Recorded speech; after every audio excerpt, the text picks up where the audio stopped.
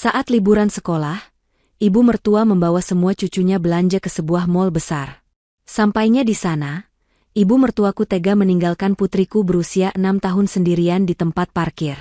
Dia berteriak, "Diam di sini, jangan ikut anak bandel." Setelah pulang kerja, aku menyusul mereka. Tapi aku kaget melihat anakku yang sedang menangis sendirian di parkiran mobil selama 4 jam. Aku hanya tersenyum, memeluk anakku dan kulakukan sesuatu yang membuat mereka akan menyesal selamanya. Sebelum ceritanya dimulai, silahkan tulis di kolom komentar dari daerah mana saja teman-teman yang menonton cerita ini. Jangan lupa like dan subscribe agar channel ini bisa semakin berkembang dan bisa mempersembahkan cerita yang lebih menarik lagi. Suasana pagi di rumah itu terasa lebih sibuk dari biasanya, karena liburan sekolah telah tiba. Ibu Tari sudah bangun sejak pagi buta dan sibuk membangunkan seisi rumah dengan suara lantangnya yang menggema hingga ke dapur. Ia berencana membawa semua cucunya pergi ke sebuah pusat perbelanjaan besar di pusat kota. Rencana ini sebenarnya sudah ia susun sejak seminggu lalu tanpa berdiskusi terlebih dahulu dengan Atika maupun Wildan. Bagi Ibu Tari, liburan adalah saatnya bersenang-senang dan memamerkan kebahagiaan keluarga kepada orang lain, meskipun biaya untuk kesenangan itu seringkali tidak keluar dari kantong pribadinya. Atika yang sedang bersiap berangkat ke kantor, hanya bisa menghela napas panjang melihat keriuhan itu. Sebagai seorang menantu yang bekerja keras menopang sebagian besar kebutuhan rumah tangga, ia sebenarnya ingin Alia beristirahat di rumah saja hari ini. Namun, melihat antusiasme Alia yang sudah siap dengan tas kecilnya, Atika tidak tega melarang. Putrinya itu tampak begitu bahagia, karena dijanjikan akan bermain di wahana permainan, dan makan es krim sepuasnya oleh sang nenek. Atika merapikan jilbabnya di depan cermin sambil memikirkan apakah keputusan mengizinkan Alia pergi adalah hal yang tepat, mengingat hubungan Alia dengan sepupu-sepupunya tidak selalu akur. Wildan, suami Atika, sedang memanaskan mobil di garasi. Ia tampak pasrah mengikuti keinginan ibunya. Wildan adalah tipe suami yang penurut dan sangat menghormati ibunya, bahkan terkadang hingga taraf yang membuat Atika merasa terabaikan. Namun, pagi itu Atika memilih untuk tidak memicu pertengkaran. Ia mendekati Alia yang sedang duduk di ruang tengah menunggu sepupu-sepupunya bersiap. Atika berlutut di hadapan putrinya, merapikan kerah baju Alia, dan menatap mata bulat bocah 6 tahun itu dengan lembut. Ia menyelipkan sebuah ponsel pintar model lama ke dalam tas kecil Alia, berpesan agar Alia menjaga benda itu baik-baik dan segera menelepon jika terjadi sesuatu yang mendesak atau jika ia merasa takut. Alia mengangguk polos, matanya berbinar penuh semangat menyambut liburan. Tidak lama kemudian, Rifka dan Sandi keluar dari kamar mereka bersama anak-anak mereka. Rifka, adik ipar Atika, tampil dengan dandanan mencolok dan pakaian yang diniatkan untuk pamer, seolah-olah ia adalah orang kaya raya.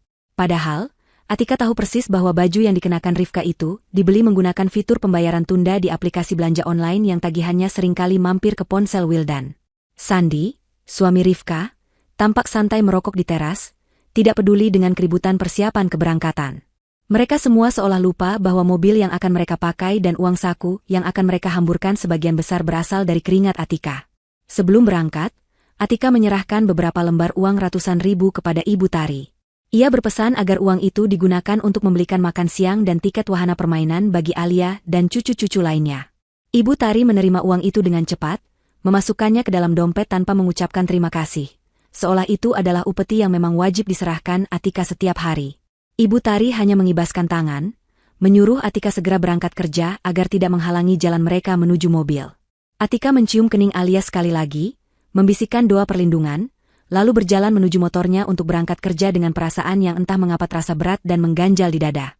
Perjalanan menuju mal besar itu memakan waktu hampir 1 jam, karena lalu lintas kota yang padat di masa liburan. Di dalam mobil, Alia duduk terhimpit di kursi tengah di antara anak-anak Rifka yang berisik dan berebut mainan. Ibu Tari duduk di kursi depan di samping Wildan yang menyetir, terus-menerus mengoceh tentang rencana belanja dan restoran mana yang akan mereka kunjungi. Alia yang merasa sempit mencoba menggeser duduknya, namun justru mendapat sikutan dari anak Rifka.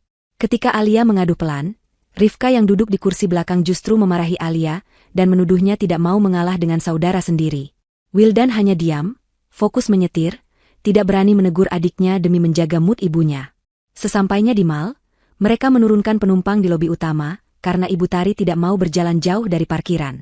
Wildan kemudian pergi mencari parkir, sementara Ibu Tari memimpin rombongan masuk. Kemewahan mal dengan pendingin udara yang sejuk dan etalase toko yang berkilauan membuat mata mereka berbinar. Namun, masalah mulai muncul ketika mereka melewati toko mainan. Anak-anak Rifka mulai merengek meminta mainan mahal. Alia, yang teringat pesan ibunya untuk tidak menyusahkan, hanya diam melihat mainan dari balik kaca. Namun, ketika Alia tanpa sengaja menyenggol patung pajangan hingga bergoyang sedikit, Ibu Tari langsung memelototinya. Kekesalan Ibu Tari memuncak ketika Alia meminta izin untuk ke toilet saat mereka baru saja hendak masuk ke butik pakaian langganan Ibu Tari. Bagi Ibu Tari, permintaan sederhana itu adalah gangguan besar. Ia merasa Alia selalu menyusahkan dan menghambat kesenangannya. Rifka mengompori ibunya dengan mengatakan bahwa Alia memang anak manja yang tidak tahu aturan, dan hanya akan membuat mereka repot seharian. Kata-kata pedas Rifka disambut anggukan setuju oleh Ibu Tari. Di dalam benak wanita tua itu, muncul sebuah ide jahat yang didorong oleh rasa egois, ingin menikmati waktu belanja tanpa gangguan anak kecil yang dianggapnya rewel. Wildan yang baru saja menyusul dari parkiran diminta Ibu Tari untuk membelikan minuman di lantai atas. Sebuah taktik untuk menjauhkan Wildan dari rombongan. Setelah Wildan pergi, Ibu Tari menarik tangan Alia dengan kasar. Ia mengatakan pada Alia bahwa mereka harus mengambil sesuatu yang tertinggal di mobil. Alia yang polos mengikuti langkah neneknya menuju lift yang mengarah ke Rubanah atau basement parkir. Rifka dan Sandi mengikuti dari belakang sambil tersenyum sinis. Tahu bahwa rencana ibunya akan membuat hari mereka lebih tenang tanpa kehadiran keponakan yang mereka benci itu. Suasana di area parkir basement sangat berbeda dengan di dalam mall. Udaranya pengap, berbau asap knalpot, dan penerangannya remang-remang. Suara mesin mobil yang menderu dan decit ban membuat suasana terasa mencekam bagi anak kecil. Ibu Tari membawa Alia ke dekat sebuah pilar beton besar yang agak tersembunyi, jauh dari pintu masuk lift. Di sana, ia melepaskan cengkeramannya dari tangan Alia.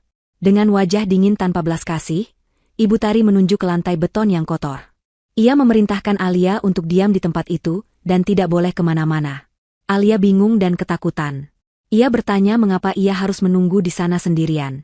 Ibu Tari membentak dengan suara keras, mengatakan bahwa Alia adalah anak bandel yang memalukan jika dibawa masuk ke dalam mall. Ia mengancam jika Alia berani beranjak dari tempat itu atau mencoba menyusul mereka, ia akan marah besar dan tidak akan mengizinkan Alia pulang ke rumah. Rifka menambahkan ancaman bahwa di dalam mall banyak satpam galak yang suka menangkap anak nakal seperti Alia. Mendengar itu, nyali Alia ciut. Air matanya mulai menggenang, tapi ia terlalu takut untuk menangis bersuara. Tanpa menoleh lagi, Ibu Tari membalikan badan dan berjalan cepat menuju lift, diikuti oleh Rifka, Sandi, dan anak-anak Rifka. Mereka meninggalkan Alia sendirian di tengah kegelapan dan kebisingan area parkir. Pintu lift tertutup, membawa mereka kembali ke dunia yang terang, sejuk, dan penuh kesenangan, meninggalkan seorang bocah 6 tahun yang kini mulai terisak pelan sambil memeluk tas kecilnya erat-erat. Alia duduk merosot di sudut pilar, kakinya gemetar. Di sekelilingnya hanya ada mobil-mobil bisu dan bayangan yang menakutkan. Ia teringat pesan ibunya, tapi rasa takut akan ancaman neneknya membuatnya ragu untuk mengambil ponsel. Ia hanya bisa berdoa semoga ibunya atau ayahnya segera datang menjemput. Di lantai atas, Ibu Tari dan rombongannya kembali bertemu Wildan. Ketika Wildan bertanya di mana Alia, Ibu Tari dengan enteng berbohong. Ia mengatakan bahwa Alia bertemu dengan teman sekolahnya di area bermain anak dan ingin bermain di sana ditemani oleh pengasuh temannya itu.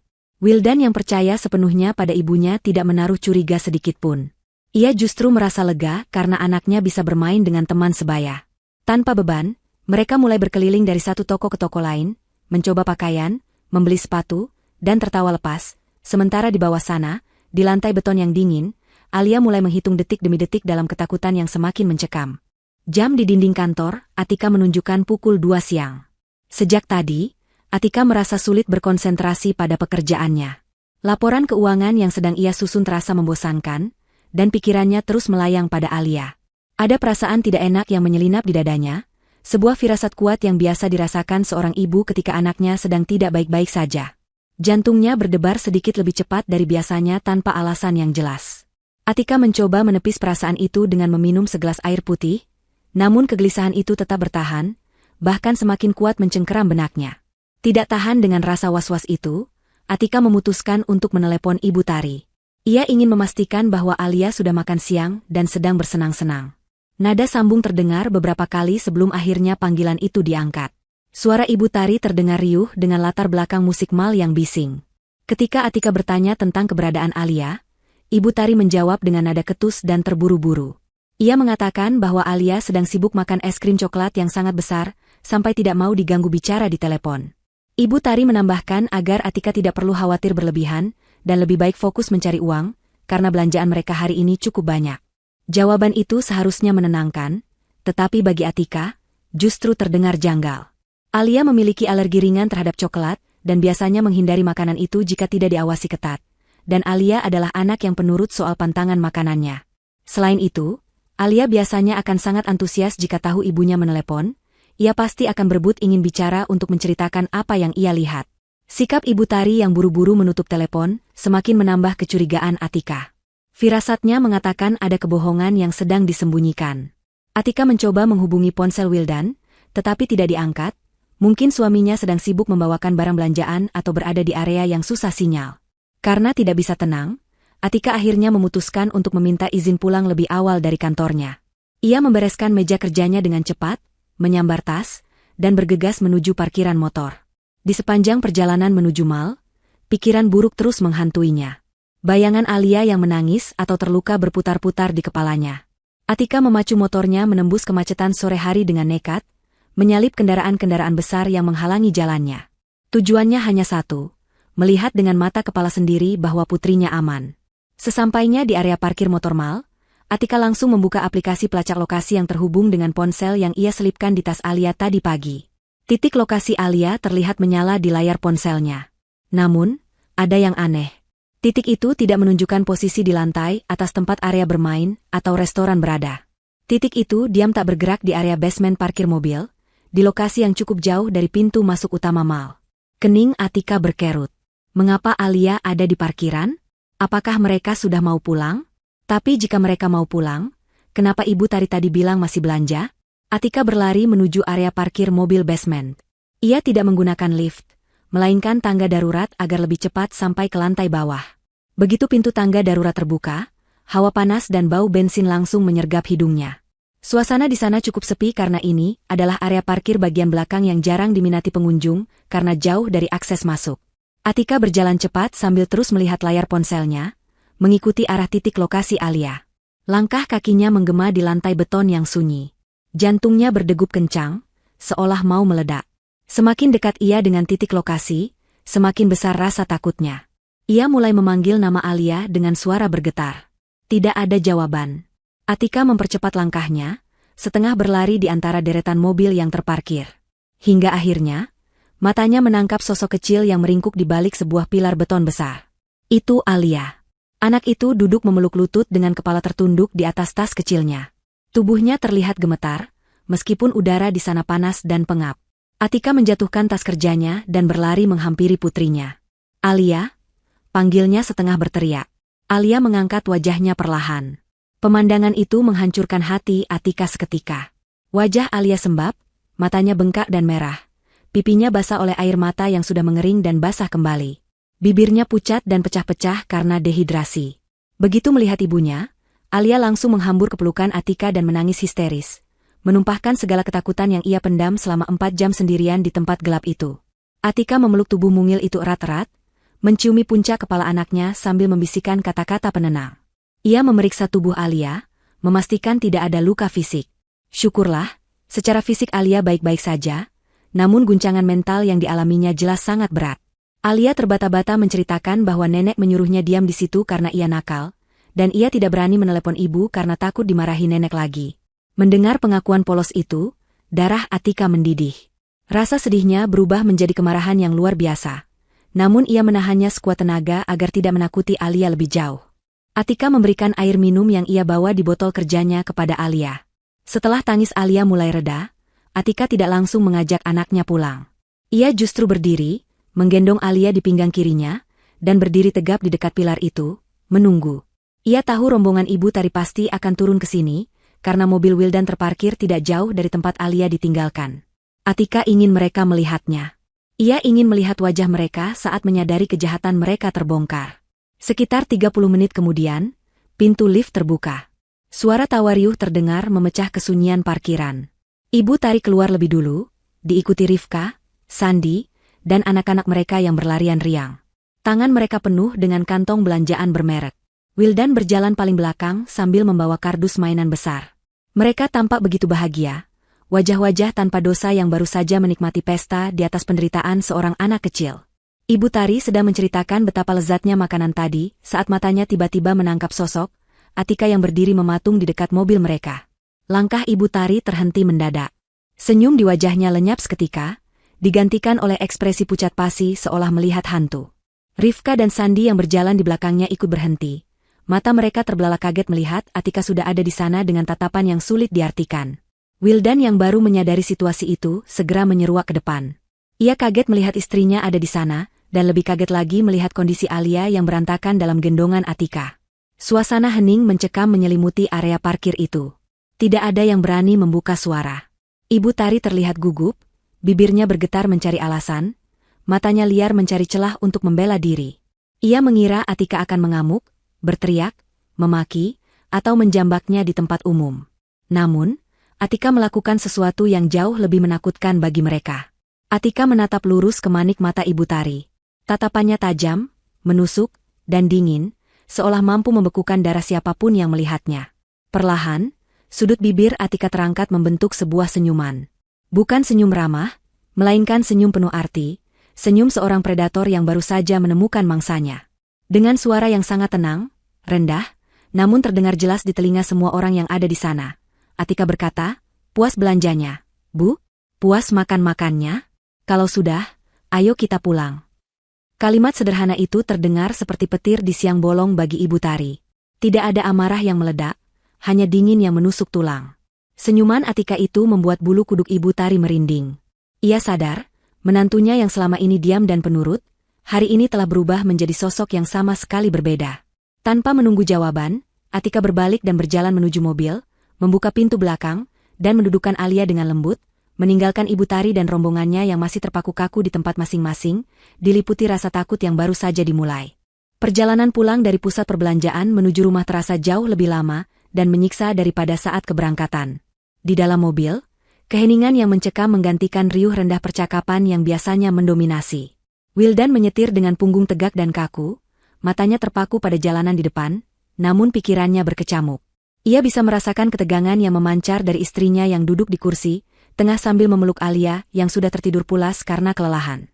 Sementara itu, Ibu Tari yang duduk di samping Wildan memilih untuk membuang muka ke arah jendela, berpura-pura menikmati pemandangan kota malam, padahal hatinya sedang menyusun beribu alasan untuk membela diri. Di kursi paling belakang, Rifka dan Sandi yang biasanya berisik kini membisu, sesekali saling sikut, bingung harus bersikap bagaimana menghadapi situasi aneh ini. Sesampainya di rumah, Atika tidak mengucapkan sepatah kata pun kepada siapapun. Ia langsung turun dari mobil, menggendong Alia dengan hati-hati agar tidak membangunkannya, dan berjalan lurus masuk ke dalam rumah menuju kamar tidur utama. Ia mengabaikan barang-barang belanjaan yang menumpuk di bagasi mobil, barang-barang yang dibeli dengan uang jerih payahnya namun dinikmati oleh orang-orang yang telah menyakiti anaknya. Sikap diam Atika ini justru membuat Ibu Tari dan anak-anaknya merasa gelisah.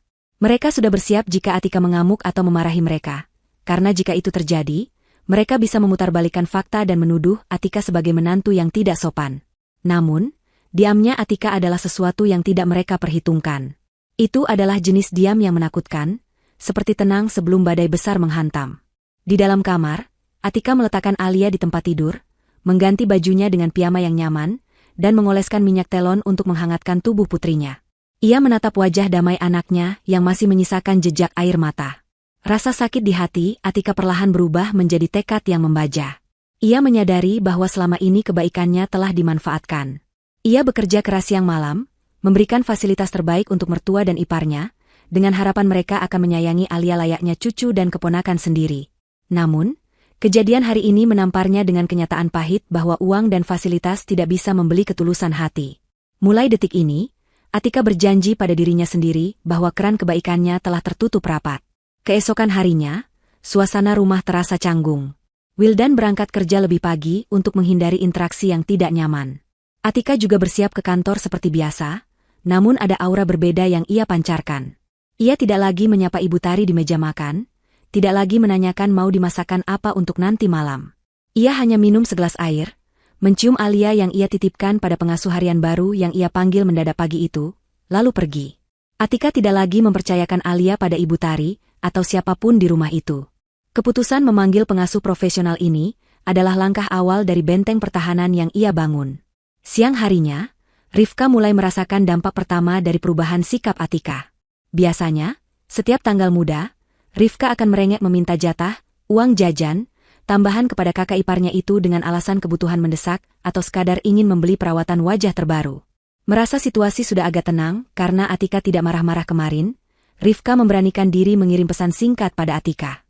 Ia meminta transfer sejumlah uang dengan alasan krim wajahnya habis, dan ia butuh membeli paket perawatan baru agar wajahnya tetap bersinar saat arisan keluarga minggu depan. Rifka yakin Atika akan memberinya. Seperti bulan-bulan sebelumnya di mana Atika selalu luluh dengan rengekan manjanya. Namun, balasan yang diterima Rifka bukanlah bukti transfer seperti biasanya. Atika hanya membalas dengan kalimat singkat yang membuat darah Rifka berdesir. Atika menulis bahwa uang bulan ini sudah dialokasikan untuk biaya pemulihan trauma Alia dan membayar biaya parkir mahal di mal kemarin. Atika juga menambahkan saran agar Rifka mencoba bekerja atau meminta pada suaminya sendiri jika ingin membeli barang-barang tersier. Rifka membanting ponselnya ke sofa dengan kesal. Ia mengadu pada ibunya, mengatakan bahwa Atika sekarang menjadi pelit dan perhitungan. Ibu Tari yang mendengar itu ikut tersulut emosi, merasa bahwa Atika mulai berani melawan dan tidak menghormati mereka. Malam harinya, Wildan pulang dengan wajah lelah. Ia berharap bisa beristirahat dengan tenang, namun ia justru disambut oleh tumpukan amplop surat di meja makan. Biasanya, meja itu bersih atau terisi makanan enak. Kali ini, yang ada hanyalah tagihan. Wildan membuka amplop-amplop itu satu persatu. Tagihan listrik yang membengkak karena pemakaian AC non-stop di kamar Ibu Tari dan Rifka, tagihan internet paket tertinggi yang dipasang demi hobi main game online Sandi, serta tagihan kartu kredit atas nama Ibu Tari yang berisi daftar belanjaan barang-barang mewah. Semua surat itu memiliki stempel peringatan keterlambatan pembayaran. Wildan bingung. Selama ini, semua tagihan rumah tangga diurus oleh Atika. Istrinya itu tidak pernah membiarkan satu tagihan pun terlewat. Selalu memastikan kenyamanan di rumah itu terjaga tanpa gangguan. Wildan membawa tumpukan tagihan itu ke kamar, di mana Atika sedang membacakan dongeng untuk Alia. Dengan suara pelan, Wildan bertanya mengapa tagihan-tagihan ini belum dibayar dan tergeletak begitu saja di meja. Ia khawatir aliran listrik akan diputus jika mereka terlambat membayar. Wildan berharap Atika hanya lupa karena sibuk atau sedang ada masalah teknis dengan aplikasi perbankannya. Atika menutup buku dongeng perlahan setelah memastikan Alia sudah terlelap. Ia menoleh pada suaminya, wajahnya datar tanpa ekspresi bersalah sedikitpun. Dengan tenang, Atika menjelaskan bahwa ia tidak lupa. Ia memang sengaja tidak membayarnya. Atika mengatakan pada Wildan bahwa gajinya mulai bulan ini akan ia simpan sepenuhnya untuk tabungan masa depan Alia dan untuk membeli rumah baru suatu saat nanti. Ia merasa tidak lagi memiliki kewajiban untuk membiayai gaya hidup boros orang-orang yang bahkan tidak peduli pada keselamatan anaknya. Atika menegaskan bahwa jika Wildan ingin orang tua dan adiknya tetap menikmati fasilitas mewah tersebut, maka Wildanlah yang harus membayarnya dengan gajinya sendiri. Wildan terdiam 1000 bahasa. Ia tahu persis berapa jumlah gajinya. Penghasilannya sebagai staf biasa tidak akan pernah cukup untuk menutup semua tagihan gaya hidup keluarganya yang selangit itu. Selama ini, ia terlena karena Atika yang menanggung beban finansial terbesar dalam rumah tangga mereka. Wildan menatap istrinya, mencari keraguan di mata Atika, berharap ini hanya gertakan emosional sesaat. Namun, ia tidak menemukan keraguan itu. Yang ia lihat hanyalah tatapan dingin dan tegas dari seorang wanita yang sudah lelah dimanfaatkan. Malam itu, Wildan tidur dengan punggung membelakangi istrinya, matanya menatap langit-langit kamar, menyadari bahwa kenyamanan hidupnya sedang berada di ujung tanduk. Pagi itu dimulai dengan kehebohan di ruang makan. Ibu Tari yang sudah duduk manis menunggu sarapan tersaji, mendadak berteriak memanggil pembantu rumah tangga yang bekerja paruh waktu di sana. Biasanya, meja makan akan penuh dengan hidangan lezat seperti rendang, ayam goreng mentega, atau minimal soto daging dengan pelengkap yang melimpah. Atika selalu memastikan nutrisi keluarga terpenuhi dengan standar tinggi. Namun hari ini, pemandangan di meja makan sungguh memprihatinkan bagi standar Ibu Tari. Hanya ada nasi putih hangat, sebakul besar sayur bening bayam, tempe goreng tepung, dan tahu bacem. Tidak ada sepotong pun daging sapi atau ayam yang terlihat. Ibu Tari menatap hidangan itu dengan tatapan jijik seolah-olah ia disuguhi makanan basi. Ia langsung menuduh pembantu rumah tangga malas memasak atau menggelapkan uang belanja. Rifka dan Sandi yang baru bangun tidur dengan mata bengkak pun ikut mencibir, mengatakan bahwa mereka tidak selera makan jika lauknya hanya makanan kampungan seperti itu. Keributan itu terhenti ketika Atika keluar dari kamar, sudah rapi dengan pakaian kerjanya. Dengan santai ia mengambil piring, menyendok nasi dan sayur bayam, lalu duduk makan dengan tenang tanpa memedulikan protes yang berseliweran. Ketika Ibu Tari membentak dan bertanya apa maksud dari semua ini, Atika meletakkan sendoknya perlahan. Ia menyeka mulutnya dengan tisu lalu menatap mertuanya itu. Dengan suara datar, Atika menjelaskan bahwa mulai hari ini, anggaran belanja dapur dipotong drastis. Ia beralasan bahwa kondisi ekonomi sedang tidak menentu dan mereka harus berhemat besar-besaran. Uang yang biasanya dipakai untuk membeli daging impor dan bahan makanan mahal, kini dialihkan untuk dana darurat. Atika menambahkan dengan nada sedikit menyindir bahwa menu tahu dan tempe sangat sehat dan bergizi, cocok untuk melatih kesederhanaan hati. Setelah mengatakan itu, Atika melanjutkan makannya dengan nikmat, sementara Ibu Tari menahan amarah sampai wajahnya memerah. Namun tidak bisa berbuat apa-apa karena tidak memegang uang belanja sendiri. Drama berlanjut ketika Sandi, suami Rifka, hendak pergi keluar. Seperti biasa, ia dengan percaya diri menuju kotak kunci di dekat pintu masuk untuk mengambil kunci mobil SUV yang biasa ia pakai. Mobil itu sebenarnya adalah milik Atika yang dibeli sebelum menikah. Namun selama ini Sandi yang lebih sering memakainya untuk bergaya di depan teman-temannya, seolah-olah itu mobil pribadinya. Betapa kagetnya Sandi saat mendapati kotak kunci itu kosong. Ia mencari-cari di laci meja, di atas kulkas, namun kunci mobil itu lenyap. Sandi mulai panik karena ia sudah janji akan menjemput teman-temannya untuk pergi nongkrong. Sandi berteriak menanyakan keberadaan kunci mobil pada seisi rumah. Atika yang sedang memakai sepatu di teras menjawab tanpa menoleh. Ia mengatakan bahwa kunci mobil itu ada di dalam tas kerjanya. Atika menjelaskan bahwa mulai hari ini mobil itu akan ia sewakan kepada kenalannya untuk menambah pemasukan tabungan Alia, atau mungkin akan ia jual jika harga cocok. Ia menegaskan bahwa mobil itu adalah aset pribadinya, tercatat atas namanya, dan ia berhak melakukan apa saja terhadap barang miliknya. Sandi ternganga tak percaya. Ia mencoba memohon, mengatakan bahwa ia sangat butuh mobil itu hari ini. Tapi Atika hanya tersenyum tipis dan menyarankan Sandi untuk naik angkutan umum atau ojek online jika memang mendesak. Sandi merasa harga dirinya diinjak-injak. Namun ia tidak punya kuasa apapun. Siang harinya, terik matahari terasa begitu menyengat. Ibu Tari yang terbiasa hidup nyaman di dalam ruangan ber-AC, mulai merasa kegerahan. Ia mencari remote AC di kamarnya, menekan tombol power berkali-kali, namun mesin pendingin udara itu tidak merespons. Ia mengira baterainya habis, lalu menggantinya, namun tetap saja AC tidak menyala. Ibu Tari pindah ke ruang tengah, mencoba menyalakan AC sentral, namun hasilnya sama saja. Rumah besar itu berubah menjadi oven raksasa yang panas dan pengap. Keringat mulai bercucuran membasahi daster mahalnya. Ibu Tari mengipas-ngipas tubuhnya dengan majalah sambil mengomel panjang lebar tentang betapa sialnya hari ini. Ternyata, Atika telah memutus aliran listrik khusus untuk unit AC di rumah itu dari panel utama yang kuncinya ia bawa. Ia juga sengaja menyembunyikan semua remote AC sebelum berangkat kerja. Ketika Ibu Tari menelepon Wildan untuk mengadu, Wildan yang sedang pusing di kantor karena memikirkan tagihan hanya bisa menjawab bahwa mungkin ada kerusakan teknis dan harus menunggu teknisi yang biayanya tidak murah. Wildan, yang kini sadar bahwa ia tidak punya uang lebih, tidak berani menjanjikan kapan teknisi akan datang. Ibu Tari merasa tersiksa. Ia tidak pernah membayangkan akan hidup kepanasan di rumah anaknya sendiri seperti orang susah. Sore harinya, saat Wildan pulang lebih awal, ia mendapati suasana rumah yang suram. Di ruang keluarga yang jendelanya dibuka lebar-lebar karena panas, ia melihat Alia sedang duduk menggambar di lantai ditemani pengasuhnya. Wildan mendekati putrinya, merasa rindu sekaligus bersalah. Ia duduk di samping Alia, memperhatikan gambar yang dibuat bocah itu. Alia sedang menggambar seorang anak kecil dikelilingi garis-garis hitam tebal, dan di kejauhan ada gambar orang-orang yang tertawa. Gambar itu sederhana namun menyiratkan kesedihan yang mendalam. Alia menoleh pada ayahnya. Dengan tatapan polos yang menusuk hati, Alia bertanya pada Wildan. Ia bertanya mengapa nenek bilang Alia anak nakal dan harus tinggal di tempat gelap. Ia bercerita bahwa di parkiran itu ada suara-suara menyeramkan dan ia sangat haus, tapi tidak ada yang memberinya minum. Alia bertanya apakah ayah juga marah padanya seperti nenek, sehingga ayah tidak datang menjemputnya lebih cepat. Pertanyaan polos itu menghantam dada Wildan lebih keras daripada pukulan fisik manapun. Pertahanan dirinya runtuh. Air mata menetes di pipi Wildan. Untuk pertama kalinya, Wildan melihat realitas yang selama ini ia sangkal. Ibunya, wanita yang sangat ia hormati, telah melakukan kekejaman yang tak termaafkan pada darah dagingnya sendiri.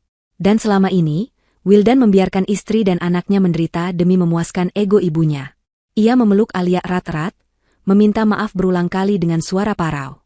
Di kejauhan, Atika berdiri di ambang pintu, menyaksikan adegan itu dengan tatapan datar. Ia tidak merasa tersentuh melihat air mata suaminya. Bagi Atika, penyesalan Wildan baru permulaan, dan pelajaran bagi keluarga ini baru saja dimulai. Ia berbalik badan, meninggalkan Wildan dengan rasa bersalahnya, melangkah menuju dapur untuk memastikan bahwa menu makan malam ini tetap tahu dan tempe, tanpa kompromi. Malam itu, suasana di ruang keluarga terasa jauh lebih dingin dan mencekam dibandingkan malam-malam sebelumnya. Meskipun pendingin ruangan sudah tidak lagi dinyalakan karena penghematan listrik yang diberlakukan Atika. Wildan mengumpulkan seluruh anggota keluarga di ruang tengah. Ia duduk di sofa tunggal dengan wajah kusut dan mata yang memerah. Sisa-sisa tangis penyesalannya sore tadi masih membekas jelas. Di hadapannya, duduk Ibu Tari, Rifka, dan Sandi. Mereka tampak gelisah, saling melirik satu sama lain, mencoba menebak arah pembicaraan ini. Sementara itu, Atika duduk di sudut ruangan, di kursi meja makan yang agak jauh dari pusat pertemuan, memangku laptopnya dengan ekspresi wajah yang datar dan tak terbaca. Alia sudah tidur di kamarnya ditemani pengasuh, sehingga Atika bisa fokus sepenuhnya pada eksekusi rencananya malam ini. Wildan memulai pembicaraan dengan suara parau yang bergetar. Ia mencoba meminta penjelasan jujur dari ibunya tentang kejadian di mal beberapa hari lalu. Wildan berkata bahwa ia ingin mendengar versi cerita dari ibunya sekali lagi, berharap ada kesalahpahaman yang bisa diluruskan, berharap bahwa ibunya tidak sejahat yang ia bayangkan. Namun, Ibu Tari, dengan kemampuan manipulasi yang sudah terasa bertahun-tahun, langsung memasang wajah sedih yang dibuat-buat. Matanya mulai berkaca-kaca, dan bibirnya bergetar seolah ia adalah korban yang paling menderita di sini. Ibu Tari mulai bercerita dengan nada mendayu-dayu, mengatakan bahwa Alia adalah anak yang sangat hiperaktif dan sulit diatur. Ibu Tari mengarang cerita bahwa saat di mal, Alia terus berlarian kian kemari tanpa mau mendengarkan nasihatnya. Menurut Ibu Tari, saat ia sedang lengah memilih baju, Alia tiba-tiba lari menghilang ke arah parkiran. Ia bersumpah demi apapun bahwa ia dan Rifka sudah berkeliling mencari Alia sampai kaki mereka lecet, berteriak memanggil nama cucunya itu hingga suara mereka serak. Ibu Tari bahkan menambahkan bumbu drama dengan mengatakan ia hampir pingsan karena panik kehilangan cucu tersayang. Rifka dan Sandi yang duduk di sebelahnya mengangguk-angguk cepat, membenarkan setiap kebohongan yang keluar dari mulut ibunya. Rifka menambahkan bahwa mereka tidak berani melapor ke bagian informasi karena takut Wildan dan Atika akan marah besar jika tahu Alia hilang karena kelalaian mereka. Jadi mereka memutuskan mencari sendiri secara diam-diam. Mendengar cerita itu, hati Wildan kembali bimbang. Ia adalah anak yang dibesarkan dengan doktrin untuk selalu mempercayai ibunya.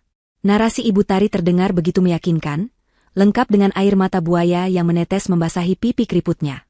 Wildan menoleh ke arah Atika, tatapannya menyiratkan kebingungan dan permohonan agar Atika mau mengerti posisi ibunya. Wildan berpikir, mungkin benar Alia yang salah. Mungkin benar ibunya tidak bermaksud jahat. Namun, Atika tidak goyah sedikit pun. Ia sudah memprediksi skenario ini. Tanpa mengucapkan sepatah kata sanggahan, Atika berdiri dari kursinya. Langkah kakinya terdengar tegas memecah keheningan ruangan saat ia berjalan menuju televisi besar yang menempel di dinding ruang tengah. Atika menyambungkan laptopnya ke layar televisi menggunakan kabel HDMI. Layar televisi yang semula gelap kini menyala, menampilkan tampilan desktop laptop Atika. Semua mata di ruangan itu tertuju pada layar, penasaran dengan apa yang akan ditunjukkan oleh Atika. Ibu Tari merasa jantungnya berdegup kencang, firasat buruk mulai merayapi tengkuknya. Atika membuka sebuah file video. Sebelum menekan tombol putar, Atika menatap Wildan lekat-lekat dan berkata dengan suara tenang namun penuh penekanan, bahwa kebenaran tidak membutuhkan banyak kata-kata, kebenaran hanya butuh bukti nyata. Atika meminta Wildan untuk menonton dengan saksama dan tidak memalingkan wajah sedetik pun. Video mulai berputar. Itu adalah rekaman CCTV kualitas tinggi yang didapatkan Atika berkat koneksinya dengan kepala keamanan mal tersebut.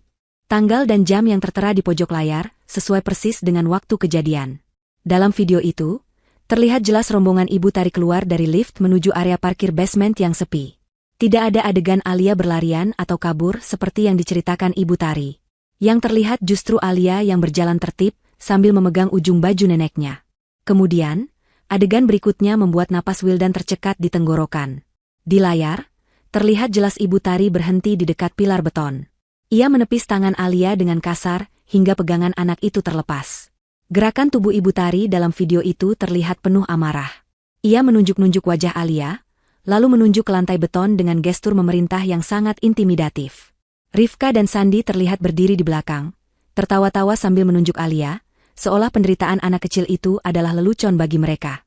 Kemudian, momen paling menyakitkan itu terjadi. Ibu Tari membalikkan badan dan berjalan cepat meninggalkan Alia.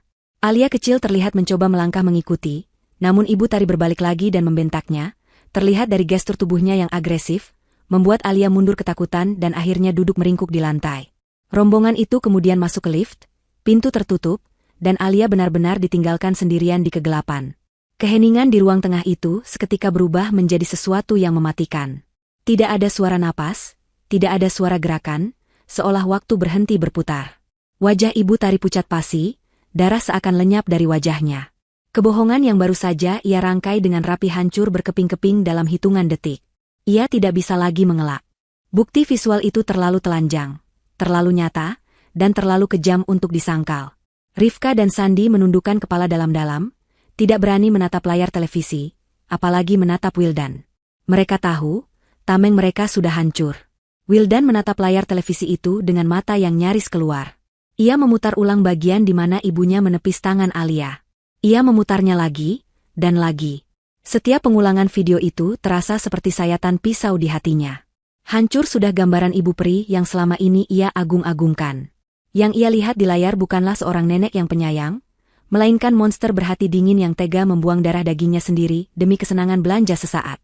Rasa sakit hati Wildan perlahan berubah menjadi amarah yang meledak-ledak, sebuah letusan emosi yang sudah tertahan selama bertahun-tahun karena selalu mengalah. Tiba-tiba, Wildan berdiri dan menyambar gelas kaca yang ada di meja di hadapannya. Ia membanting gelas itu ke lantai dengan sekuat tenaga. Suara pecahan kaca yang nyaring membuat Ibu Tari dan Rifka menjerit ketakutan. Pecahan beling berserakan di lantai, sama hancurnya dengan kepercayaan Wildan pada keluarganya. Napas Wildan memburu, dadanya naik turun dengan cepat, wajahnya merah pada menahan murka. Ia menunjuk wajah ibunya dengan jari telunjuk yang gemetar hebat. Suaranya menggelegar memenuhi ruangan, bukan lagi suara Wildan yang lembut dan penurut, melainkan suara seorang ayah yang terluka parah. Wildan berteriak, menumpahkan segala kekecewaannya. Ia bertanya bagaimana bisa seorang ibu yang melahirkannya memiliki hati sekejam iblis. Ia mengungkit bagaimana ia selalu memprioritaskan ibunya di atas istri dan anaknya sendiri. Bagaimana ia selalu membela ibunya setiap kali ada gesekan dengan Atika, dan inilah balasan yang ia terima. Pengkhianatan terkeji terhadap anaknya. Ibu Tari mencoba mendekat, hendak memegang tangan Wildan sambil menangis memohon ampun. Namun Wildan menepis tangan ibunya dengan kasar, persis seperti ibunya menepis tangan Alia di video tadi. Wildan mundur menjauh, menatap ibunya dengan tatapan jijik yang belum pernah ia perlihatkan seumur hidupnya. Dengan suara lantang dan tegas, Wildan menjatuhkan vonisnya malam itu juga. Ia bersumpah demi Tuhan bahwa mulai detik ini, ia menutup mata dan telinganya untuk mereka. Ia menyatakan bahwa ia tidak lagi memiliki uang sepeser pun untuk membiayai hidup ibu, Rifka, dan Sandi. Ia mencabut semua fasilitas yang selama ini ia usahakan mati-matian. Tidak ada lagi uang bulanan, tidak ada lagi pembayaran tagihan, tidak ada lagi sopir atau bensin gratis. Wildan menegaskan bahwa kewajibannya sebagai anak sudah ia anggap lunas dengan semua pengabdiannya selama ini yang ternyata sia-sia.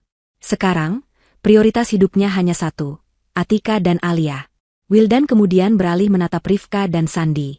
Ia mengusir iparnya itu secara halus namun menyakitkan. Ia mengatakan bahwa Sandi adalah lelaki yang tidak punya harga diri, karena hidup menumpang pada kakak ipar, dan membiarkan istrinya menjadi benalu. Wildan menantang Sandi untuk membuktikan dirinya sebagai kepala keluarga yang becus, bukan hanya sampah yang bisanya merokok dan main game seharian. Kata-kata Wildan menohok tajam tepat di ulu hati Sandi, namun Sandi tidak bisa membalas, karena ia sadar posisinya sangat lemah. Malam itu berakhir dengan Wildan yang masuk ke kamar, membanting pintu dengan keras, meninggalkan ibu dan adik-adiknya yang menangis meraung-raung di ruang tengah, meratapi nasib mereka yang kini berada di ujung tanduk kehancuran. Atika, yang sejak tadi diam, hanya mematikan laptopnya, mencabut kabel, dan berjalan santai menyusul suaminya, meninggalkan mereka dalam kegelapan yang sesungguhnya. Hari-hari setelah malam penentuan itu, rumah besar yang dulunya hangat dan penuh kemewahan itu berubah drastis menjadi neraka dunia bagi Ibu Tari dan sekutunya. Tanpa suplai dana dari Atika dan pemutusan hubungan finansial total dari Wildan, roda kehidupan mereka macet total. Dampak pertama yang paling terasa adalah listrik. Token listrik prabayar yang biasanya selalu diisi penuh oleh Atika, kini telah habis dan meteran listrik terus berbunyi bip-bip-bip yang menyakitkan telinga, menandakan sisa daya yang kritis. Atika sengaja hanya mengisi token dengan nominal paling minimal, cukup untuk menyalakan lampu di kamar utama, kamar Alia, dapur, dan kulkas. Sisanya, gelap gulita. Kamar Ibu Tari yang biasanya sejuk kini berubah menjadi oven. Tanpa AC dan tanpa kipas angin yang memadai, Ibu Tari menghabiskan hari-harinya dengan mengipas-ngipas tubuh menggunakan kardus bekas. Keringat bercucuran membasahi daster sutranya yang mulai lusuh karena dicuci manual. Mesin cuci dilarang dipakai oleh Atika untuk menghemat air dan listrik. Rifka dan Sandi pun setali 3 uang. Mereka yang terbiasa tidur sampai siang kini harus bangun pagi karena kepanasan dan gigitan nyamuk. Sebab obat nyamuk elektrik pun tidak lagi disediakan. Dapur yang dulunya adalah surga makanan kini menjadi tempat yang paling menyedihkan. Kulkas 2 pintu yang besar itu kini melompong. Tidak ada lagi kotak-kotak es krim, tidak ada lagi buah-buahan impor, tidak ada lagi daging wagyu atau ikan salmon. Yang tersisa hanyalah botol-botol air putih, beberapa butir telur, dan sayuran layu. Menu makanan sehari-hari mereka merosot tajam. Atika benar-benar memegang kendali penuh atas dapur. Ia memerintahkan pengasuh Alia untuk memasak makanan terpisah khusus untuk Alia dan Wildan dengan menu bergizi, sementara untuk penghuni lain, Atika hanya menyediakan beras kualitas rendah yang banyak kutunya, garam, dan kerupuk. Jika mereka ingin lauk, mereka harus membelinya sendiri. Masalahnya, Rifka dan Sandi sama sekali tidak memegang uang tunai. Sandi yang pengangguran selama ini mengandalkan uang rokok dari Wildan, yang kini sudah dihentikan total. Rifka yang biasa memegang kartu tambahan dari Wildan kini, mendapati kartunya sudah diblokir. Ketegangan di antara pasangan suami istri itu mulai memuncak. Rifka mulai menyalah-nyalahkan Sandi yang dianggap tidak berguna, tidak bisa mencari uang, dan hanya bisa menjadi beban. Pertengkaran mulut sering terjadi di kamar mereka, suara teriakan dan barang pecah terdengar hingga ke ruang tamu, menambah suram suasana rumah itu. Di tengah keputusasaan itu, Ibu Tari mencoba melancarkan strategi lamanya, playing victim dengan pura-pura sakit. Ia tahu kelemahan Wildan adalah rasa tidak tega melihat ibunya sakit. Suatu pagi, Ibu Tari tidak keluar kamar. Ia mengerang-erang keras, memanggil nama Wildan, mengatakan kepalanya sakit luar biasa dan dadanya sesak, seolah-olah ia terkena serangan jantung. Rifka berlari memanggil Wildan dengan panik, berharap sandiwara ini bisa meluluhkan hati kakaknya dan membuat keran uang kembali mengalir, minimal untuk biaya rumah sakit VIP. Wildan yang mendengar ibunya sakit sempat terlihat khawatir. Naluri anak berbaktinya sedikit terusik. Ia hendak bergegas melihat ibunya, namun Atika menahan lengannya. Dengan tatapan tenang, Atika berkata bahwa ia yang akan mengurus ibu. Atika mengatakan Wildan harus tetap berangkat kerja agar tidak dipotong gaji, karena sekarang mereka butuh banyak uang untuk masa depan Alia. Wildan, yang kini lebih percaya pada istri daripada ibunya, menurut. Ia membiarkan Atika menangani situasi itu. Atika masuk ke kamar Ibu Tari dengan membawa nampan. Di atas nampan itu hanya ada segelas air putih hangat dan semangkuk bubur polos tanpa topping apapun, bahkan tanpa kecap atau kerupuk. Ibu Tari yang sedang berakting memegang dada sambil merintih, terkejut melihat yang masuk adalah Atika, bukan Wildan. Ia langsung mengubah ekspresinya menjadi lebih dramatis, berharap Atika akan iba. Namun, Atika justru duduk di tepi ranjang dengan senyum tipis yang mengerikan. Atika meletakkan nampan itu di meja nakas. Ia meraba dahi Ibu Tari sekilas, lalu berkata dengan suara lembut namun menusuk, bahwa suhu tubuh ibu normal. Atika berbisik di telinga mertuanya itu, mengatakan bahwa sakit di zaman sekarang biayanya sangat mahal. Karena ibu sudah membuang rezeki cucu, maka sekarang ibu harus puas dirawat seadanya. Atika menyodorkan sendok berisi bubur tawar itu ke mulut Ibu Tari. Ibu Tari mencoba menolak, mengatakan buburnya tidak enak. Tapi Atika memaksanya makan dengan alasan orang sakit tidak boleh banyak protes. Dulu Alia menahan lapar dan haus 4 jam di parkiran ibu biarkan. Sekarang ibu makan bubur hangat ini, harusnya bersyukur, bisik Atika. Kalimat itu membuat Ibu Tari tersedak. Ia menyadari bahwa sakit pura-puranya ini justru menjadi bumerang yang menyiksanya. Atika merawatnya dengan telaten, dalam arti memastikan Ibu Tari tetap hidup untuk merasakan penderitaan, bukan untuk memanjakannya. Puncak kehancuran wibawa keluarga itu terjadi beberapa hari kemudian. Siang itu, saat matahari sedang terik-teriknya, gedoran keras terdengar di pagar depan rumah. Bukan gedoran tamu yang sopan, melainkan hantaman benda keras yang kasar dan intimidatif. Suara teriakan laki-laki terdengar memanggil nama Rifka dan Sandi dengan kata-kata kasar. Bayar utang. Keluar kalian penipu. Teriak suara-suara itu. Ternyata, itu adalah para penagih utang, debt collector, dari aplikasi pinjaman online ilegal yang digunakan Rifka untuk membiayai gaya hidup hedonnya selama ini. Karena Rifka tidak lagi mendapat suplai uang dari Wildan untuk membayar cicilan, bunga utangnya membengkak gila-gilaan dan kini jatuh tempo. Rifka dan Sandi gemetar ketakutan di dalam kamar, bersembunyi di balik selimut seperti tikus got. Ibu Tari yang masih lemas, karena kurang gizi, ikut panik. Tetangga kanan-kiri mulai keluar rumah, menengok apa yang terjadi. Pemandangan itu sungguh memalukan. Rumah megah di kawasan elit itu, kini dikepung preman penagih utang yang berteriak-teriak memaki penghuninya. Atika, yang sedang ada di rumah karena libur kerja, keluar menemui para penagih itu dengan tenang. Ia tidak membayarkan utang itu. Sebaliknya, Atika membuka gerbang kecil dan mempersilakan para penagih itu untuk berteriak di teras asalkan tidak merusak properti. Atika berkata pada para penagih itu, orangnya ada di dalam. Pak, silakan ditagih. Tapi jangan harap saya atau suami saya yang bayar. Itu utang pribadi mereka. Ucapan Atika itu didengar oleh para tetangga yang berkerumun. Wibawa keluarga Ibu Tari hancur lebur seketika. Mereka yang selama ini dikenal sebagai keluarga kaya raya dan terhormat, kini terungkap sebagai keluarga pengutang yang tidak tahu malu. Rifka akhirnya terpaksa keluar menemui penagih dengan wajah banjir air mata, memohon perpanjangan waktu sambil dicaci maki di depan umum. Malam itu, setelah para penagih pergi dengan ancaman akan kembali besok membawa massa lebih banyak, suasana rumah benar-benar seperti kuburan. Di tengah kegelapan kamar yang hanya diterangi cahaya bulan, Rifka dan Sandi berbisik-bisik merencanakan sesuatu yang nekat. Mereka sudah buntu. Tidak ada uang, tidak ada harga diri, dan dikejar utang. Mata mereka tertuju pada satu-satunya aset berharga yang tersisa, kotak perhiasan tua milik Ibu Tari yang disimpan di lemari terkunci. Bisikan jahat mulai merasuki pikiran mereka, rencana untuk mencuri dari ibu kandung sendiri, demi menyelamatkan diri mereka sendiri. Kehancuran moral keluarga ini sudah mencapai titik nadir. Sementara Atika tidur nyenyak di kamarnya yang sejuk, tahu bahwa karma sedang bekerja dengan caranya yang sempurna. Beberapa hari setelah insiden memalukan dengan penagih utang, suasana di rumah itu perlahan berubah menjadi aneh. Atika yang sebelumnya bersikap dingin dan tak tersentuh, tiba-tiba mulai menunjukkan perubahan sikap yang drastis. Pagi itu, ia tidak lagi memasang wajah ketus saat berpapasan dengan Ibu Tari di ruang tengah. Sebaliknya, Atika menyapa mertuanya dengan nada bicara yang sopan dan lembut, seolah-olah perang dingin yang terjadi selama berminggu-minggu ini tidak pernah ada. Perubahan ini tentu saja membuat Ibu Tari, Rifka, dan Sandi merasa bingung sekaligus curiga. Mereka yang sudah terbiasa hidup dalam ketakutan akan diusir atau dibiarkan kelaparan, kini melihat secercah harapan bahwa menantu, sapi perah, mereka telah kembali jinak. Siang harinya, Atika pulang kerja dengan membawa bungkusan makanan dari restoran favorit keluarga. Aroma sate kambing dan gulai yang menggugah selera langsung memenuhi ruang makan, menggantikan bau apek dan menu tahu tempe yang selama ini menjadi mimpi buruk mereka. Atika menata makanan itu di meja makan dan memanggil seluruh anggota keluarga untuk makan siang bersama.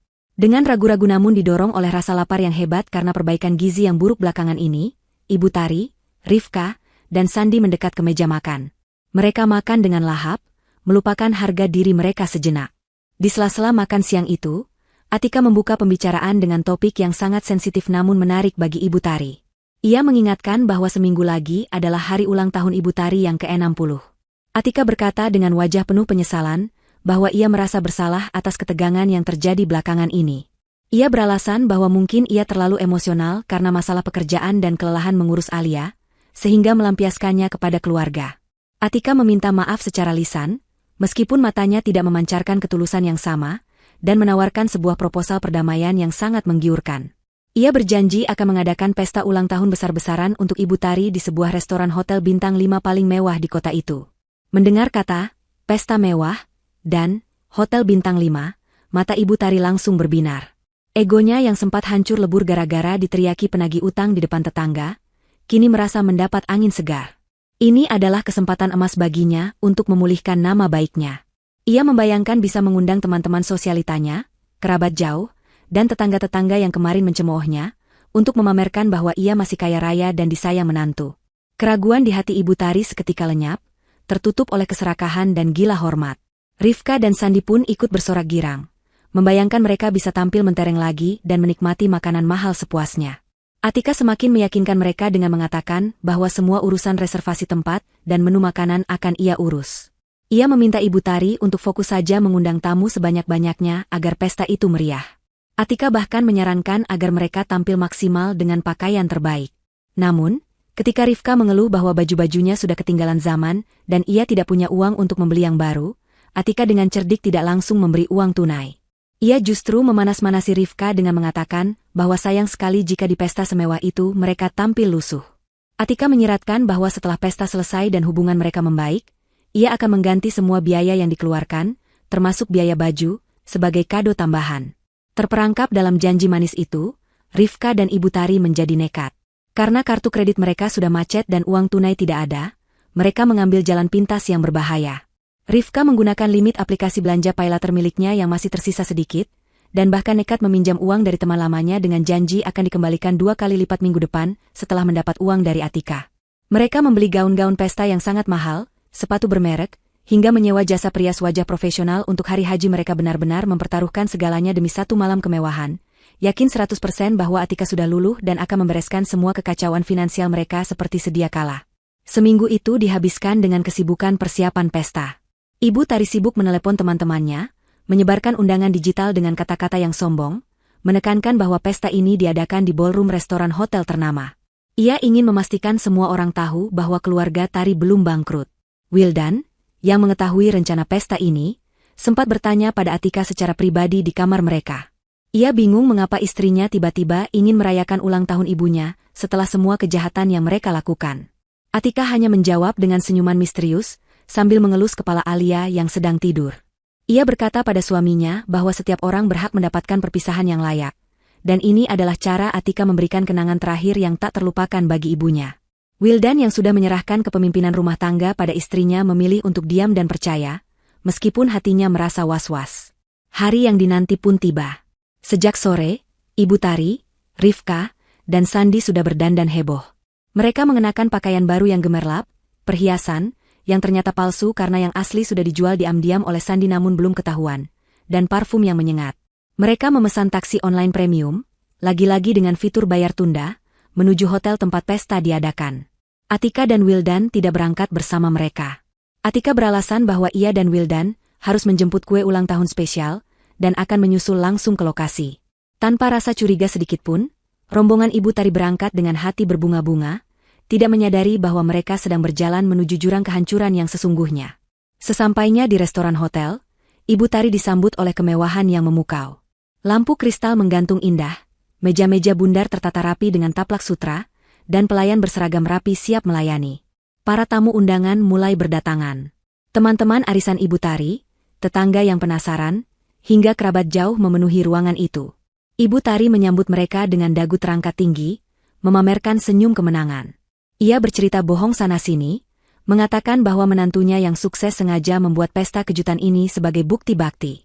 Tamu-tamu yang hadir memberikan selamat, memuji betapa beruntungnya Ibu Tari, membuat wanita tua itu melambung tinggi ke awang-awang.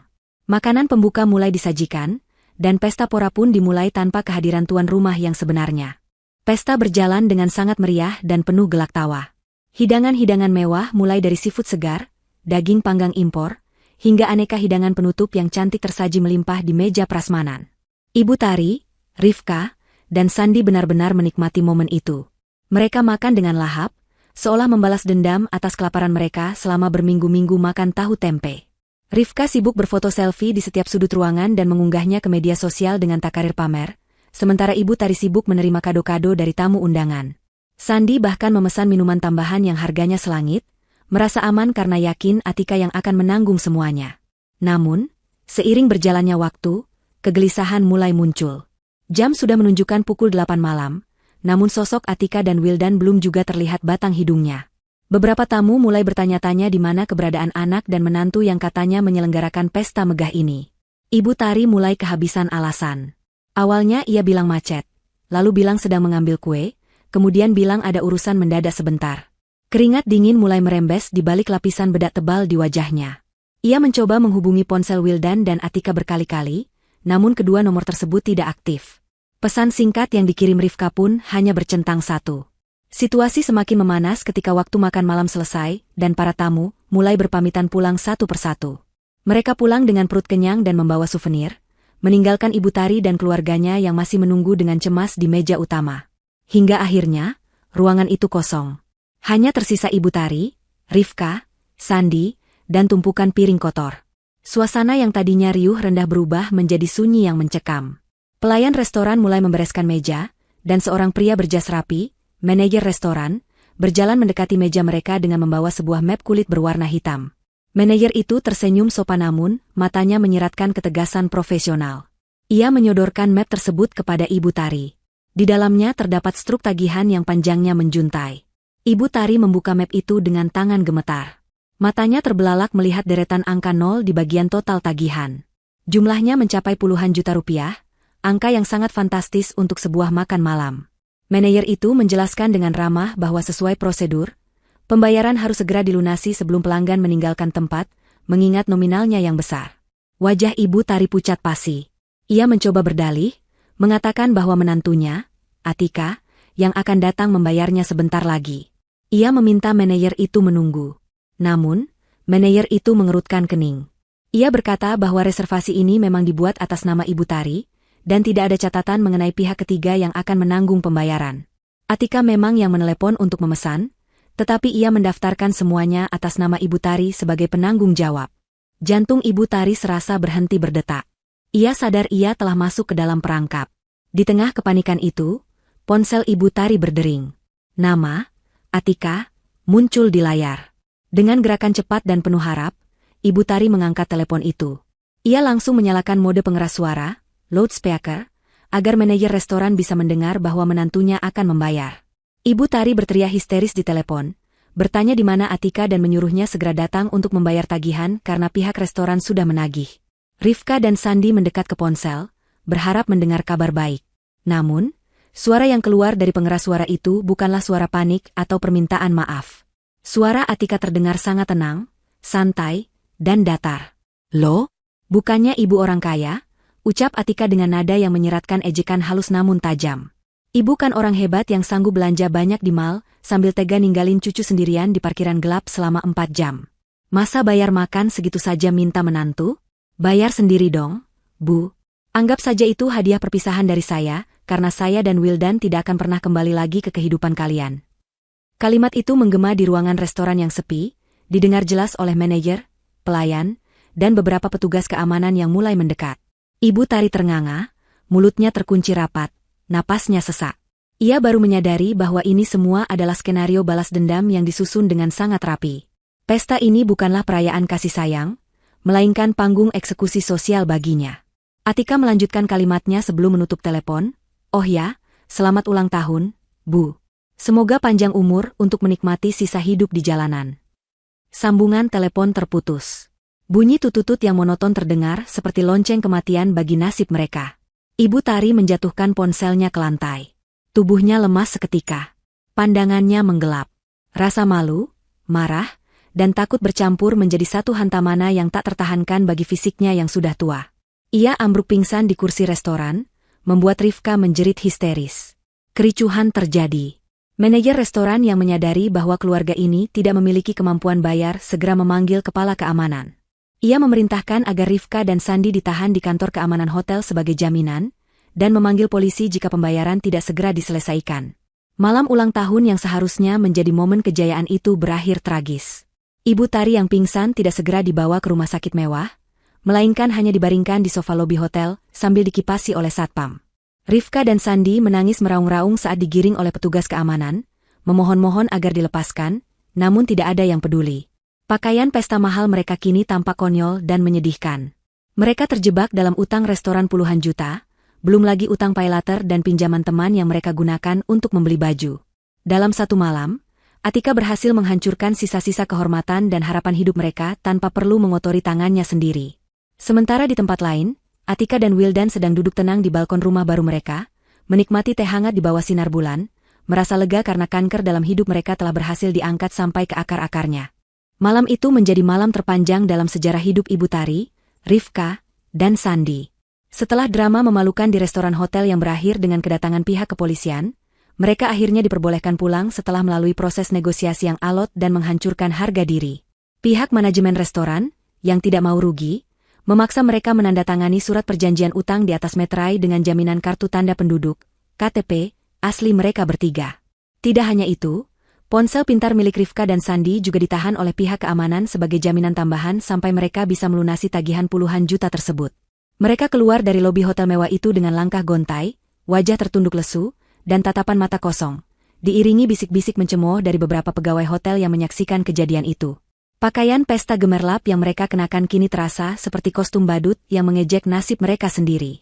Karena tidak memiliki uang sepeser pun untuk memesan taksi online, dan ponsel mereka pun sudah disita, mereka terpaksa berjalan kaki cukup jauh keluar dari area hotel menuju jalan raya utama untuk mencari angkutan umum termurah yang masih beroperasi larut malam. Ibu Tari yang sudah sadar dari pingsannya terus-menerus menangis sesenggukan, meratapi nasibnya sambil memegangi dadanya yang sesak. Kakinya yang terbiasa dimanjakan sepatu nyaman kini lecet, karena memakai sepatu hak tinggi murahan yang ia beli dengan paylatar. Rifka dan Sandi berjalan di belakangnya dalam diam, tidak ada lagi tenaga untuk saling menyalahkan. Rasa lapar, lelah, dan malu telah menguras habis energi mereka. Di dalam benak mereka, satu-satunya hal yang mereka inginkan adalah segera sampai di rumah, merebahkan diri di kasur empuk, dan berharap ini semua hanyalah mimpi buruk yang akan berakhir saat matahari terbit. Perjalanan pulang terasa sangat menyiksa. Mereka harus berganti angkutan umum 2 kali, berdesak-desakan dengan penumpang lain yang memandang aneh pada pakaian pesta mereka yang mencolok namun kusut. Sesampainya di kompleks perumahan, mereka masih harus berjalan kaki dari gerbang depan, karena angkutan umum tidak boleh masuk. Langkah kaki mereka seret menyusuri jalan aspal yang sunyi. Namun, setidaknya, pikiran akan rumah yang nyaman memberikan sedikit kekuatan. Mereka membayangkan akan segera minum air dingin dan tidur. Tapi, harapan sederhana itu pun hancur berkeping-keping begitu mereka tiba di depan pagar rumah. Pemandangan yang menyambut mereka sungguh mengejutkan. Pagar rumah yang biasanya tertutup rapat namun tidak terkunci, kini tergembok dengan rantai besi besar yang melilit kuat. Lampu teras rumah mati, membuat halaman depan gelap gulita. Namun, di trotoar luar pagar, di bawah sorot lampu jalan yang remang-remang, terlihat tumpukan kardus dan koper-koper besar yang sangat familiar. Itu adalah barang-barang pribadi mereka. Baju-baju Ibu Tari, koleksi sepatu Rifka, hingga perlengkapan gaming Sandi, semuanya tertumpuk rapi namun mengenaskan di pinggir jalan, seolah-olah sampah yang siap diangkut truk kebersihan. Sandi, dengan sisa tenaga yang ada, berlari mendekati pagar dan mencoba mengguncang gembok itu dengan panik. Terkunci rapat. Ia mencoba memanggil-manggil nama Wildan dan Atika, namun tidak ada jawaban dari dalam rumah yang gelap dan sunyi itu. Ibu Tari yang melihat koper-kopernya di luar pagar langsung histeris. Ia berteriak-teriak memanggil nama anaknya, menggedor-gedor pagar besi hingga tangannya sakit. Tetangga yang mungkin mendengar keributan itu memilih untuk tidak keluar, sudah terlalu lelah dengan drama keluarga ini. Di tengah kepanikan itu, tiba-tiba lampu sorot dari sebuah mobil yang terparkir di seberang jalan menyala, menyilaukan mata mereka. Pintu mobil itu terbuka. Keluarlah sosok Atika, masih mengenakan pakaian rapi yang ia pakai tadi siang. Ia berjalan perlahan mendekati pagar, wajahnya tenang tanpa ekspresi, kontras sekali dengan wajah-wajah panik keluarga suaminya. Atika berdiri di balik pagar, ternyata ia memegang kunci gembok namun tidak berniat membukanya. Ia berdiri di sana sebagai pemilik otoritas mutlak. Ibu Tari langsung bersimpuh di aspal, memegang jeruji pagar, memohon agar dibukakan pintu. Ia meminta maaf sambil menangis meraung-raung, berjanji akan berubah, berjanji akan menjadi mertua yang baik, asalkan ia boleh masuk dan istirahat. Atika menatap mertuanya dengan tatapan dingin yang tak tersentuh. Dengan suara datar namun tegas, ia memutus harapan terakhir mereka. Atika menjelaskan bahwa rumah ini, bangunan tempat mereka bernaung dan bertingkah semena-mena selama ini, adalah aset pribadinya. Rumah ini ia beli dengan uang warisan orang tuanya dan tabungan hasil kerja kerasnya sendiri, jauh sebelum ia menikah dengan Wildan. Sertifikat rumah ini 100% atas nama Atika. Selama ini, Atika mengizinkan mereka tinggal karena ia menghormati Wildan. Namun, setelah apa yang mereka lakukan pada Alia, rasa hormat itu sudah mati. Atika kemudian menjatuhkan bom terakhirnya. Ia memberitahu bahwa rumah ini sudah laku terjual sore tadi. Proses jual beli sudah selesai, dan pemilik baru akan mulai menempati rumah ini besok pagi untuk melakukan renovasi total. Oleh karena itu, Atika harus mengosongkan rumah malam ini juga. Barang-barang Ibu Tari, Rifka, dan Sandi sudah ia keluarkan semua tanpa tersisa satupun. Atika menunjuk tumpukan kardus di pinggir jalan itu dengan dagunya. Itu semua harta benda kalian. Silakan dibawa pergi. Saya sudah tidak punya urusan lagi dengan kalian, ucap Atika dingin. Mendengar itu, Sandi marah. Ia mencoba mengintimidasi Atika, mengatakan bahwa sebagai saudara ia punya hak, dan Wildan pasti tidak akan setuju dengan tindakan sepihak ini. Namun, Atika hanya tersenyum sinis. Ia memberitahu bahwa Wildan ada di dalam mobil itu, duduk di kursi belakang bersama Alia yang sedang tidur. Wildan tahu semua ini, dan Wildan sendirilah yang membantu Atika mengepak barang-barang mereka tadi sore. Wildan sudah memilih pihak, dan pilihannya adalah anak dan istrinya, bukan ibu dan adik-adiknya yang toksik. Fakta bahwa Wildan ada di sana dan memilih untuk tidak keluar menemui mereka adalah pukulan telak yang meruntuhkan mental Sandy. Ibu Tari kembali memohon, kali ini lebih menyedihkan. Ia meratap bertanya di mana ia harus tidur malam ini. Bagaimana ia bisa hidup tanpa rumah? Atika mengangkat bahu acuh tak acuh. Ia mengingatkan kembali kejadian di parkiran mal. Saat Alia sendirian, ketakutan, dan tidak tahu harus kemana di parkiran gelap itu. Apakah ibu peduli? Tidak. Ibu malah asyik belanja. Sekarang, rasakanlah ketakutan yang sama. Langit malam ini cukup cerah, jadi ibu tidak akan kehujanan. Atika lalu berbalik badan, berjalan kembali menuju mobilnya. Ibu Tari mencoba meraih tangan Atika dari sela-sela pagar, namun Atika menghindar dengan gerakan cepat, seolah-olah tangan mertuanya adalah pembawa penyakit menular. Atika masuk ke dalam mobil, menyalakan mesin, dan perlahan melajukan kendaraannya meninggalkan pelataran rumah itu.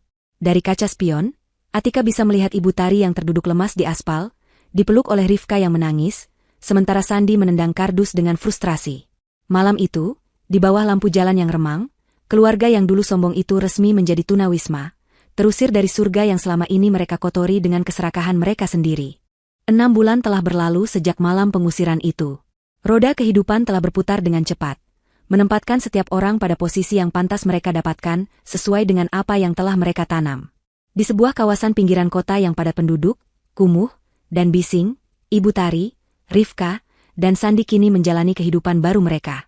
Jauh dari kemewahan pendingin udara sentral dan kasur ortopedi, mereka kini tinggal berdesak-desakan di sebuah rumah kontrakan petak yang sempit. Atapnya seng yang membuat ruangan terasa seperti neraka saat siang hari, dan dindingnya tipis sehingga suara pertengkaran tetangga, atau pertengkaran mereka sendiri, bisa terdengar jelas hingga keluar. Kehidupan mereka berubah 180 derajat. Tanpa ijazah tinggi dan keahlian kerja, Sandy terpaksa bekerja serabutan. Kadang ia menjadi kuli panggul di pasar induk, kadang menjadi tukang parkir liar yang sering dikejar-kejar petugas ketertiban kota. Kulitnya yang dulu bersih terawat kini terbakar matahari, kusam, dan kasar. Wajahnya selalu terlihat lelah dan penuh amarah. Setiap pulang kerja, bukan istirahat yang ia dapat, melainkan omelan Rifka yang mengeluh uang yang dibawa pulang terlalu sedikit, tidak cukup untuk membayar cicilan utang restoran yang masih mencekik leher mereka. Rifka sendiri tidak kalah menyedihkan. Ia yang dulu jijik menyentuh pekerjaan kasar, kini terpaksa bekerja sebagai buruh cuci gosok di Binatu Kiloan dekat kontrakan mereka. Tangan halusnya kini kasar dan pecah-pecah terkena detergen keras setiap hari. Punggungnya sering sakit karena harus menyetrika tumpukan baju pelanggan selama berjam-jam demi upah yang tak seberapa. Gaji mereka berdua habis hanya untuk membayar sewa kontrakan, makan seadanya, dan mencicil utang. Tidak ada lagi skincare, tidak ada lagi baju baru, tidak ada lagi jalan-jalan ke mall. Setiap hari adalah perjuangan untuk sekadar bertahan hidup dan tidak diusir dari kontrakan. Ibu Tari adalah yang paling menderita secara batin. Di usia tuanya, ia harus menghabiskan hari-harinya di kamar kontrakan yang pengap, duduk di atas kasur busa tipis yang sudah kempes. Ia sering sakit-sakitan, mulai dari rematik yang kambuh karena tidur di lantai dingin hingga mak kronis karena sering telat makan. Namun, tidak ada yang benar-benar peduli.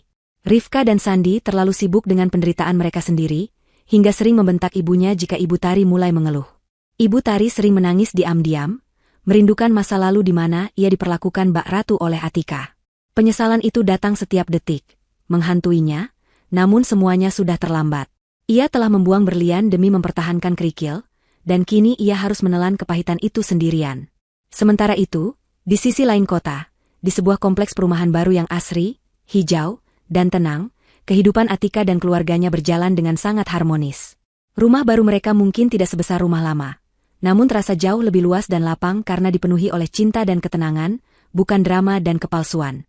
Wildan telah berubah menjadi sosok suami dan ayah yang jauh lebih baik. Tanpa beban menanggung gaya hidup parasit keluarganya, ia bisa fokus menabung dan memanjakan anak istrinya dengan cara yang wajar. Hubungannya dengan Atika semakin erat, dibangun di atas rasa saling percaya dan visi yang sama untuk melindungi keluarga kecil mereka. Alia pun telah pulih sepenuhnya dari trauma kejadian di mall.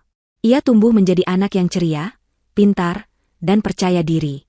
Atika memasukkannya ke sekolah dasar terbaik yang memfasilitasi bakat seni Alia. Tidak ada lagi rasa takut akan dimarahi nenek atau diejek sepupu. Di rumah ini, Alia adalah prioritas utama. Setiap akhir pekan, mereka menghabiskan waktu bersama, entah itu berkebun di halaman belakang, membaca buku bersama, atau sekadar memasak makanan favorit Alia. Kebahagiaan mereka sederhana namun nyata, jauh dari kemewahan semu yang dulu dipaksakan oleh Ibu Tari. Suatu sore yang cerah, Atika sedang menyetir mobil barunya pulang menjemput Alia dari tempat les melukis. Mereka sedang asyik bernyanyi mengikuti lagu di radio, tertawa lepas menikmati momen ibu dan anak. Mobil mereka berhenti karena lampu lalu lintas menyala merah di sebuah persimpangan jalan yang cukup ramai, tidak jauh dari pasar tradisional. Saat menunggu lampu hijau, mata Atika tanpa sengaja menangkap pemandangan di trotoar sebelah kiri. Di sana, berjalan tertatih-tatih di bawah terik matahari sore, terlihat sosok perempuan tua dengan rambut memutih yang kusut, mengenakan daster lusuh yang warnanya sudah pudar. Perempuan itu menjinjing kantong kresek hitam kecil yang terlihat ringan, mungkin hanya berisi sedikit sayuran sisa pasar. Wajahnya keriput, matanya cekung dan layu, memancarkan aura kesedihan yang mendalam. Itu adalah Ibu Tari. Ia baru saja pulang dari pasar, berjalan kaki demi menghemat ongkos ojek, kembali ke kontrakannya yang panas. Jantung Atika berdesir pelan, namun bukan rasa kasihan yang muncul, melainkan rasa lega. Lega karena ia telah berhasil menyelamatkan keluarganya dari pengaruh buruk wanita itu. Alia, yang duduk di kursi penumpang depan, juga melihat sosok itu. Anak itu terdiam sejenak, mengenali neneknya meski penampilannya sudah berubah drastis. Alia menoleh pada ibunya, meminta izin lewat tatapan mata. Atika mengangguk pelan sambil tersenyum tipis. Atika menurunkan kaca jendela mobil sebelah kiri. Alia melongokkan kepalanya sedikit. "Nenek," panggil Alia dengan suara riang khas anak kecil yang polos, tanpa dendam. Ibu Tari menoleh kaget. Matanya menyipit karena silau matahari, lalu terbelalak saat mengenali cucunya di dalam mobil yang nyaman dan sejuk itu. Ia melihat Alia yang bersih, cantik, dan bahagia. Lalu matanya beralih menatap Atika yang duduk di balik kemudi. Atika tidak mengucapkan sepatah kata pun. Ia hanya menatap Ibu Tari, lalu memberikan sebuah senyuman. Senyuman yang sopan, namun tegas. Senyuman yang mengatakan, "Saya menang, dan Anda kalah." Senyuman itu adalah penutup dari segala rasa sakit hati yang pernah ia rasakan. Ibu Tari terpaku di trotoar, bibirnya bergetar ingin memanggil nama mereka, tangannya sedikit rangkat ingin menggapai, namun rasa malu yang teramat sangat menahannya. Ia sadar, ia tidak lagi memiliki tempat di mobil itu, maupun di hidup mereka. "Dadah, Nenek," seru Alia sambil melambaikan tangan mungilnya. Tepat saat itu, lampu lalu lintas berubah menjadi hijau. Atika menaikkan kembali kaca jendela mobil, memutus kontak mata dengan masa lalunya. Ia menginjak pedal gas, dan mobil pun melaju mulus membelah jalanan, meninggalkan Ibu Tari yang berdiri mematung di pinggir jalan, menelan debu jalanan dan asap knalpot, sendirian dalam penyesalan yang tidak akan pernah berujung. Mobil Atika semakin jauh dan akhirnya menghilang di tikungan, membawa serta masa depan cerah mereka, sementara Ibu Tari harus kembali melangkah gontai menuju kegelapan nasib yang ia ciptakan sendiri. Di dalam mobil, Atika mengelus kepala Alia dengan sayang. "Mau makan apa malam ini, sayang?" tanyanya lembut. "Ayam goreng buatan ibu," jawab Alia semangat. Atika tersenyum lebar. Hatinya terasa sangat ringan. Karma telah menyelesaikan tugasnya dengan sempurna, dan kini, hidup yang sesungguhnya baru saja dimulai.